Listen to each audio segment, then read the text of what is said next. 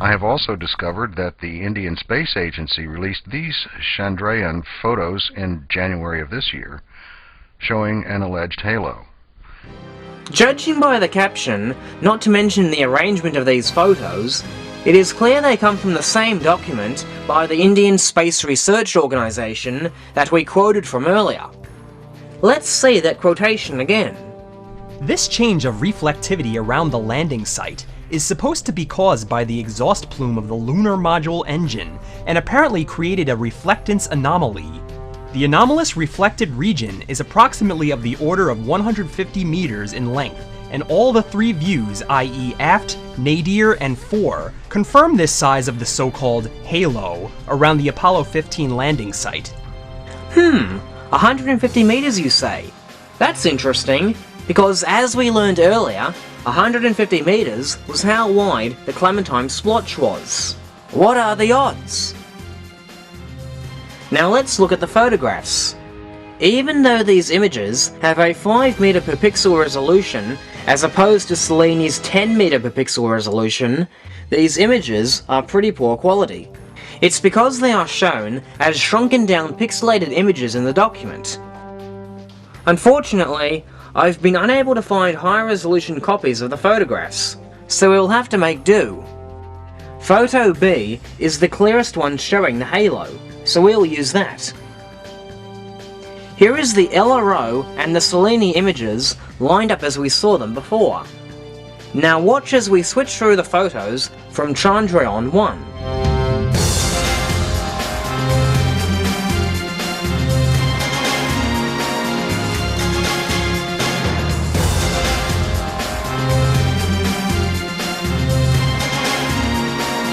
Once again, the bright halo corresponds exactly to the location of the crater. This time though, due to the change in the lighting, the left side of the crater is the portion illuminated. Now, there is a tiny portion just southwest of where NASA claims the LEM is, but as you can see, this bright portion corresponds to these small craters, which are about the size of the LEM. So once again, there is no evidence of a halo caused by the LEM exhaust. It's just another example of bright natural craters being passed off as something caused by man-made equipment. So my original conclusion still stands. The object photographed by LRO is not the lunar module. It is surrounded by no halo, even though all scientists, including those from NASA, JAXA, and ISRO, insist that such an engine disturbance should be visible from orbit. It is embarrassingly stupid to think that such a disturbance would not be visible or would not have been caused, which is why we know the object is not the lunar module. In fact, none of the LRO pictures show evidence of disturbance 150 meters in radius. Probably because none of them are said to have landed near any crater big enough to be passed off as something caused by Apollo. We know that the LEM should have created such a disturbance, and the only so-called evidence of such a disturbance has always been images of some bright nearby craters. Therefore, none of these images show the Apollo lunar module. So it may be that this JAXA photo does show more than just the bright reflection from the crater. Perhaps you are suggesting that the Indian and Japanese space agencies went along with the Apollo hoax by photoshopping in these halos, but in the LRO photo NASA forgot to add the halo. You, of course, found their error.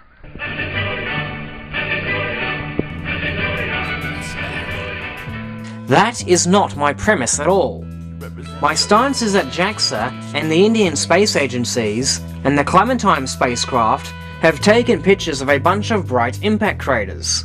These craters have frequently been passed off as evidence of disturbance caused by the lunar module, when in fact, these craters have always been there to begin with.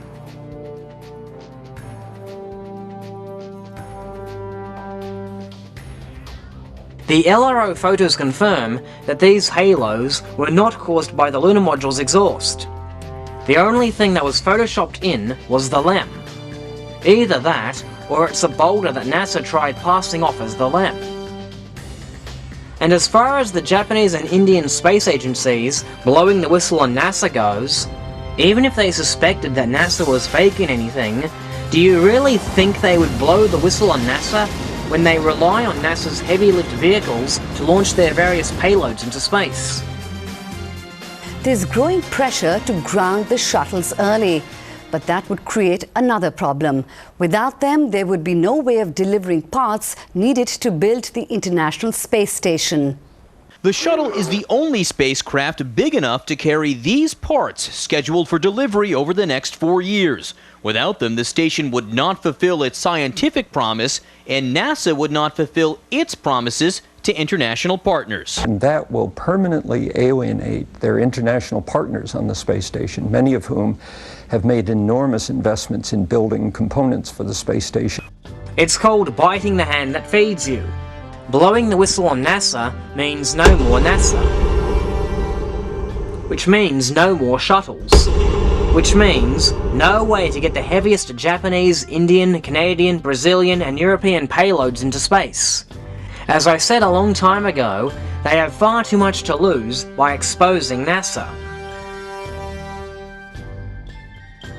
How can they possibly see a spot that's 20 years old from something that, if you look at the photographs, made no blast crater at all? It made no disturbance whatsoever. Yet 20 plus years later, they can find this spot? Your video goes on with an audio clip from Penn Jillette's radio talk show where Phil Plait is trying to answer Joe Rogan's questions, despite being constantly interrupted. How about all the times Plait interrupted Rogan in this interview? Well, How did they find the spot? It doesn't make sense to me. Well, we know where they landed. I mean, I know that we know where they landed, but we have very clear photographic evidence of the lunar module sitting on the surface of the moon with no disturbance. Yet you can see this somehow or another, this invisible disturbance from space 20 years later. This is stand-up comedian and host of Fear Factor, Joe Rogan. He claims not to be an expert. He states repeatedly how he doesn't know or understand any of the technical details, and yet he assumes, like you do, that any question he can't answer must be evidence of a hoax.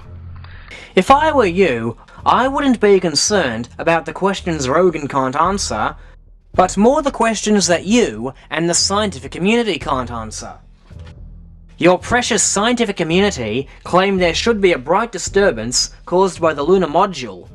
There wasn't. Your best answer was to deny that the scientific community ever made such a claim and then try to pin it on me. If Plait was confident about his stance on the moon landings, he would have debated a hoax advocate like René or myself. Whenever I ask Plait to substantiate his claims, he avoids my messages like the plague. And when he went on an NPR broadcast with René, Plait kept his mouth shut the entire time and let Jim Olberg get pinned down until the host rudely cut René off. Most likely, Plait only agreed to debate Rogan on the assumption that Rogan didn't have enough knowledge or scientific credentials to counterattack. But for a guy with no scientific credentials, Rogan sure does a good job of, pardon my French, poning Plait's ass. And because of the very fine granular nature of the surface regolith, it is quite conceivable how something like this could be observed from a great distance overhead while being completely invisible from the ground. In his words, bullshit. There are many surface features visible from space here on Earth that are about 100 meters wide, and they are perfectly visible here on the ground. It is ridiculous to propose that the disturbed area would not be visible from the ground. That seems a little weird. No. I'm not saying that there's no disturbance on the surface. I'm saying there's no blast crater. The dust was removed from that spot. But So what am I missing? Okay, when he keeps asking over and over Okay, again, what I'm not hearing. Let's all get into this. Come on. I don't know why maybe stating it will help, because he said, okay.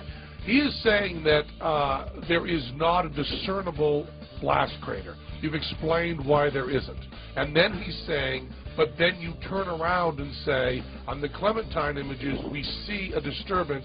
How come we can't see the disturbance at the time it happened, and yet we can see it 20-plus years later? A large Is that disturbance 20-plus years later. Okay. It doesn't look like there's any dust blown around or anything happens whatsoever to the very clear, high-resolution photographs of the underneath the lunar module. Now, why can't we see the dust disturbance at the time, but only 20 We don't see years nothing. You see nothing. It looks exactly the same. This is the guy who, in the same interview, said that there are films of later Apollo missions showing astronauts jumping 16 to 20 feet in the air. That's the best you can come up with? In the exact same interview, he stated that 16 to 20 feet was a verbal exaggeration, much the same way a heavy suitcase doesn't weigh a ton, even though someone struggling to lift it might say it does.